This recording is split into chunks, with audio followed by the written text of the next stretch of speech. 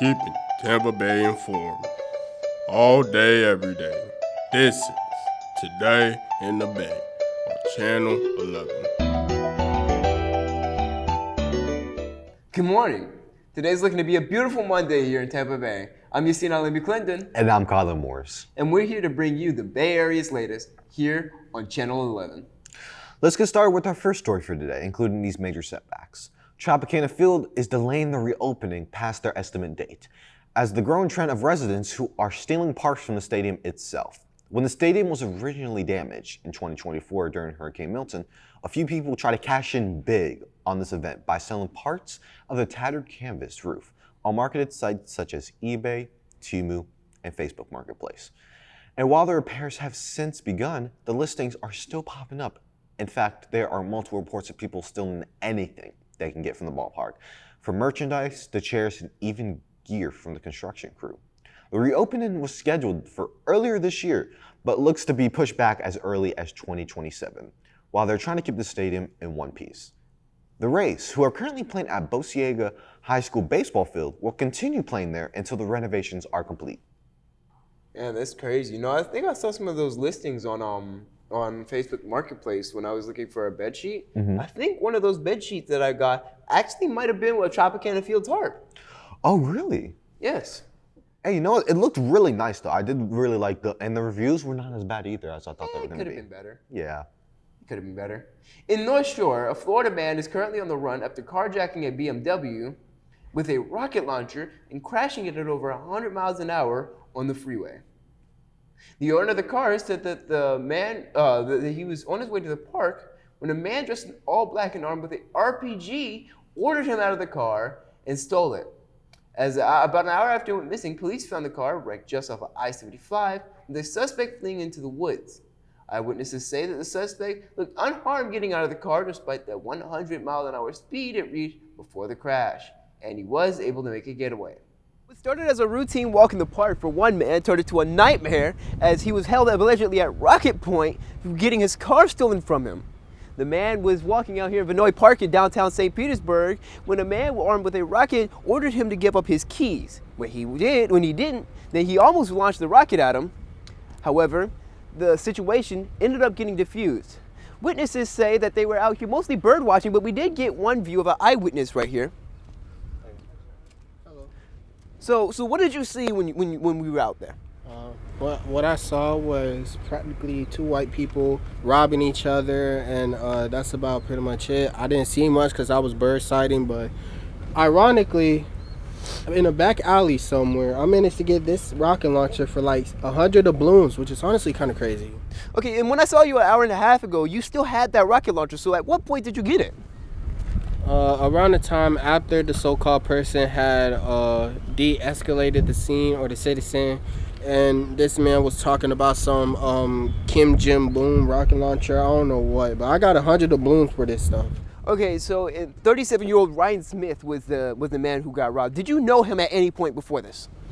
You mean the guy who made 3 Strap Live? Yeah, I know that man. That show was Police have released a sketch of the suspect and urge anyone with information about the man or the rocket launcher to reach out to the non-emergency police number for a reward of free tickets to the Tampa Bay Rays game still held at Bosiega Field. The graphic that was just shown there, the dude looked awfully familiar. You know what? You know what he looks like? What does he look like? He looks like our stage manager, Sean. Oh my goodness, he really does. Wait, don't we have like a segment that's coming up that we can talk about all this thing like behind the scenes? Of course, we have our investigative segment coming on at 12 immediately following our sports broadcast. In Clearwater, key members at the Church of Scientology have made an announcement stating that they have plans to continue the infamous Project Normandy, which would mean a full takeover of the city of Clearwater. The operation was initially started in the 70s under the oversight of L. Ron Hubbard, but the project was soon foiled by the St. Pete Times Award-winning investigation. So to many in the area, this isn't as sudden as it seems. The church has spent a lot of time and resources making moves in the downtown area, so this seems like the next more aggressive step in their takeover. And while they have yet to elaborate on the details of their plan in the city, a member of the board has decided to give a statement today to the press about this very big announcement. Good morning, citizens of Clearwater, Florida. It has been determined by the Sea Org that the mutual relationship we have sustained with the citizens of Clearwater can no longer be maintained in its current state. Xenu, the extraterrestrial ruler of the Galactic Confederacy, has made his intentions here regarding the implementation of the Third Impact. With that being said, the church requires the walls of this hallowed city as a base to ward off Xenu and his evil Thetans. This should not be a violent encounter, as we have no other purpose but to help you citizens. Your compliance, as well as a donation, will be greatly appreciated. The Sea Org has discovered the reemergence of the golden DC-8 space planes headed for Tika, or Earth for the mentally incompetent. Only together will we overcome the evil Lord Xenu and his Thetans and achieve true immortality.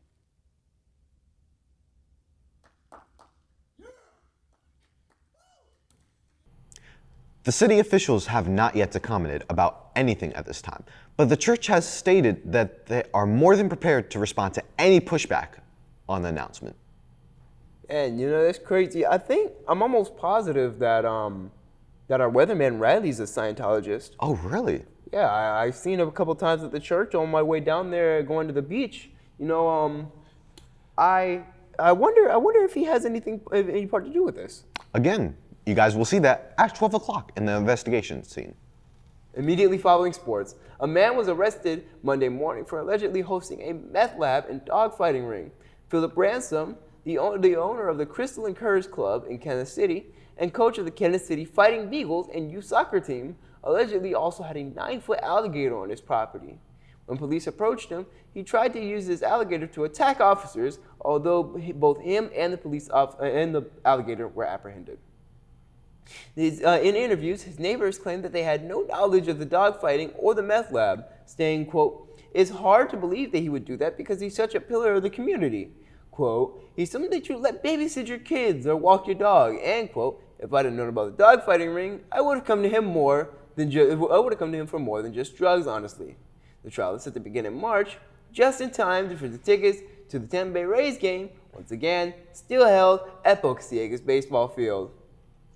See, I can't even lie with you. I feel like I saw Riley walking around with his pet alligator earlier today.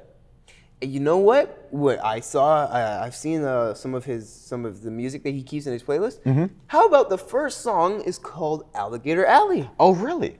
More about this later when we get to our investigative segment immediately following sports. But as for right now, that's all we have for you this morning. But stay tuned until after the break, where we'll be back with meteorologist Riley Pagan on this week's forecast here on Channel 11.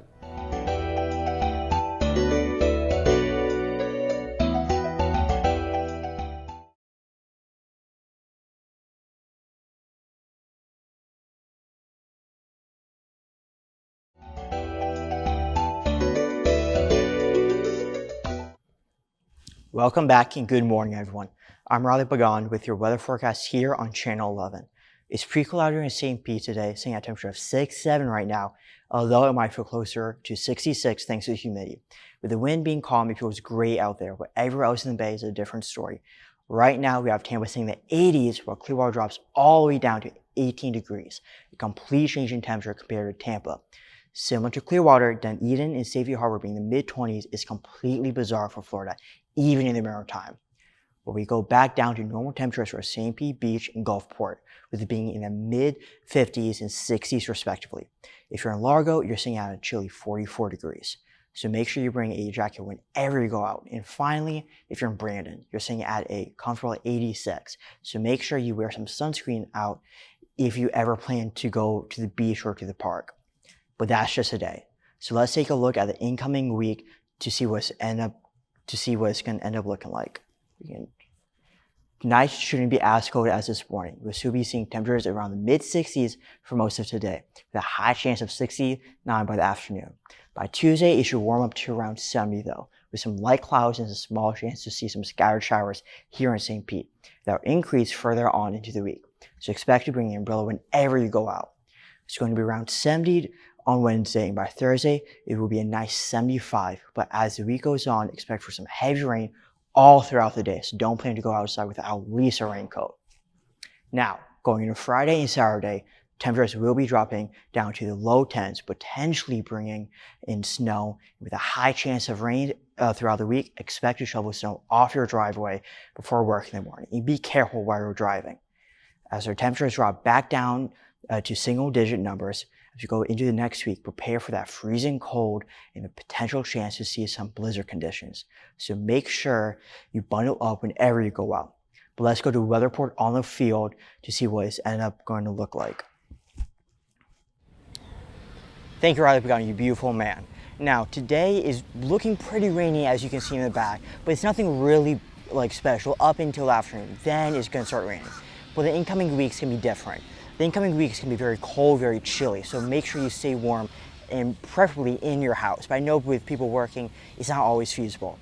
Now, for the people who do have to go to work and be on the road while it's snowing, make sure you have snow tires or anything like that so you don't go slipping all over the place, especially on I-275. Now, how you want to stay warm inside your house is make sure you turn up your heater, make sure you bundle up, make sure you don't really have anything cold because that will just make it worse. Now, for everyone else who can't do those things, tough luck. I really got nothing. You're broke. I mean, why are you broke? Dead ass. Now we have some local population here before it really gets bad. Now, I don't know if they're going to stay warm or not. Because if you remember the last one, he was in shorts. I mean, it's about to be -2 degrees. He's a worse man you know. You know who I'm talking about. The one who is in boating shoes, always wears a button up, always wears shorts, fishes all the time. You know that character. Yeah. He is he's gonna die in incoming week. I'm being so for real. Alright. But that's all we have for today. Make sure you stay warm out there. Thank you. Thank you, weather report. Hopefully everyone enjoys the warmer weather while we can, because it might not warm back up for the next few weeks. So stay dry out there and stay warm. But that's it for the weather forecast today. We'll be back after a quick break, so stay tuned if you want to see the latest in sports with our sports analysts Colin and Jay here on Channel 11.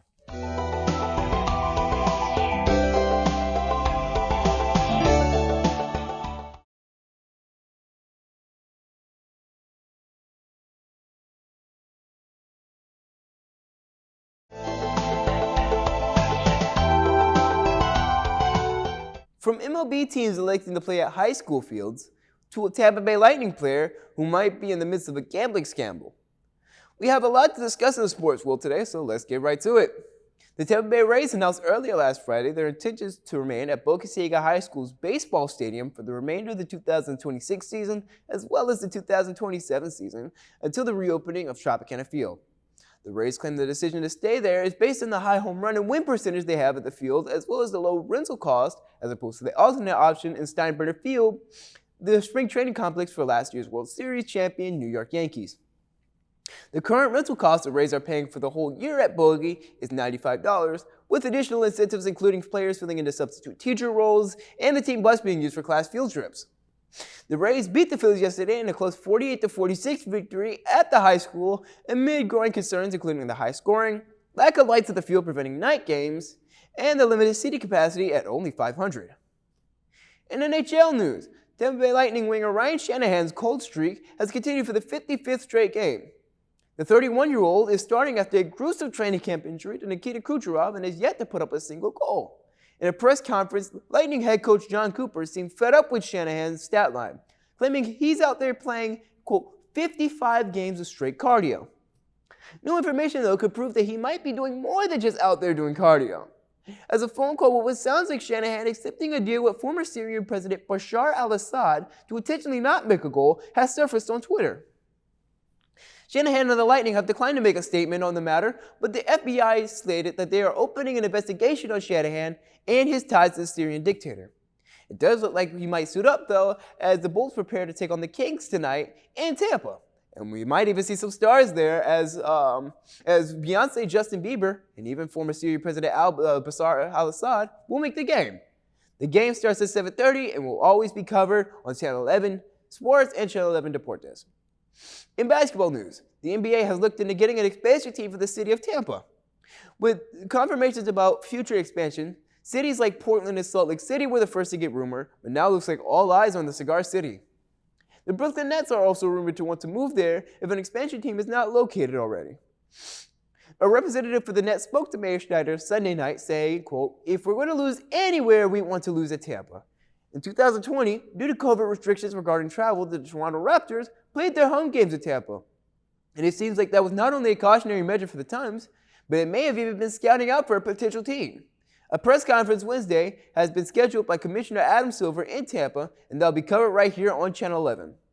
At the top of the hour, we talked about the playoff hopeful Tampa Bay Buccaneers and their overtime loss to the Green Bay Packers. Joining with us now is co-anchor and sports correspondent Colin Morris. Good morning, Colin. Morning, Jay. Glad I could be here today. Yes, and I know you are a Bucs fan, but I would ask for your completely unbiased opinion on this matter. So we both know the Bucs have been on a cold streak these last couple games, but just how bad have the Bucs been? I would say that the Bucs throughout the entire year have been a decent team. The injury bug has definitely affected them a lot with the loss for Zach McCollum for a couple games. The defensive side have definitely got hurt up. Bucky Irvin was out for a significant time, which affected more of the passing game. And then Mike Evans was also out as well, so injury bug was definitely big there. The past game, Baker Mayfield had went statistically down throughout the season.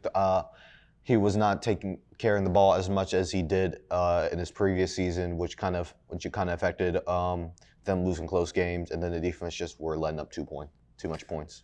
So that's a good segue. So we were talking about the offense. You know, I wanted to talk about tight end Justin Cox. You know, he had a season low, a game low, 14 receptions for 275 yards and 2 touchdowns. So how do we bounce back as a team? How does your team, if you were the head coach, how do you bounce back off of a bad offensive performance like that? I would say that's not a bad offensive performance specifically for Justin Cox. He had himself an amazing game, especially for that being a season low. But going to the entire team itself, the defense let up a couple plays that could have been helped out. Baker threw a big interception at the end of the game, which kind of brought them into good field position where the defense couldn't really do much from there. And then ultimately, this is like how it's been for multiple games this season, where it just had come down to the wire, and that the offense can't score enough in the second half, and then the defense just is too tired at that point where they just let up too much points. So I noticed you did mention defense. So about the defense, which I really want to get into. So Todd Bowles, as we know, the self-proclaimed defensive mastermind. So what do we have, because the way that I see it, and the way that a lot of the Bucs fans see it, we see it as Todd Bowles is an abysmal coach. Mm-hmm. But he's an abysmal coach also in the fact that he's, kind of non-responsive. He's more of like an NPC, where he's just not talking at all during. So how do we manage that? How do we manage that as opposed to, an outspoken but still just as bad coach like Sean Payton, for example, for the Broncos? So I'm not going to comment on Sean Payton. Actually, I'm going to comment on both of them, but more so of Todd Bowles. Sean Payton I really can't comment much about because of he has a different play style between the both. Mm-hmm. I would compare Todd Bowles to Benjamin Netanyahu and Sean Payton to Osama bin Laden. Mm-hmm. So, as you said, one's more outspoken than the other. Like I said, with two dictators as well. Obviously, one of them is more outspoken to the other. But Todd Bowles, he doesn't bring the hype to the team as well as Sean Payton does. So I'm glad that you mentioned. So I understand, and that's kind of why I brought up the point. But you used to be a Denver Broncos fan before you coming down here working for Channel 11. Yeah. So how does the experience rooting for a team that's had a tenure as awful as the Denver Broncos? How do you move on to a team that's been historically better, like the Tampa Bay Buccaneers? I would say that it's kind of been neck and neck through the 10 years rather than just the Bucks being I completely wouldn't better. say that, by the way. Well, in my personal opinion, I feel like the Broncos, especially as of recently, have definitely picked up I mean, on that. we're dealing in facts, so we're not really dealing in opinions. And if we look at the facts, then we see, especially with the playoff run that the Broncos have had, it was kind of, they were kind of more on the list of, I wouldn't want to say frauds, obviously, because it's not professional, but it does look like they were a couple games back, only back from being tied with the Raiders. I would simply not agree with that. I feel like the Broncos kind of pushed their way through the division. It was a pretty easy division. The Chiefs had big injuries with Mahomes in the early season. Herbert wasn't playing as productive, and Geno Smith just threw too much interceptions. That won us the division. And Bo Nix didn't? I mean, like he had a nickname the whole time, like Bo Picks. Like, are we just not gonna remember that? Well, that is fair, but then again, Geno had more interceptions than touchdowns.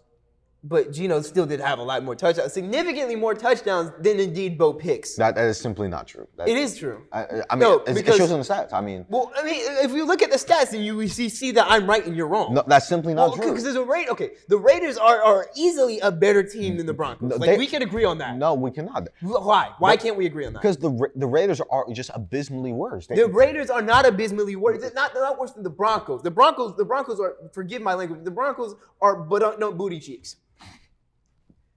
Yeah, I would agree with that as well. Wait. The Broncos. No. I thought you were talking about the Raiders. No. The Raiders absolutely suck. The Raiders. Whoa. You just say you're all right. No, wait. We're done with this. What's up? Yeah, What's up? You have a problem? You have a problem with this? I don't got a problem with this. Where's your line?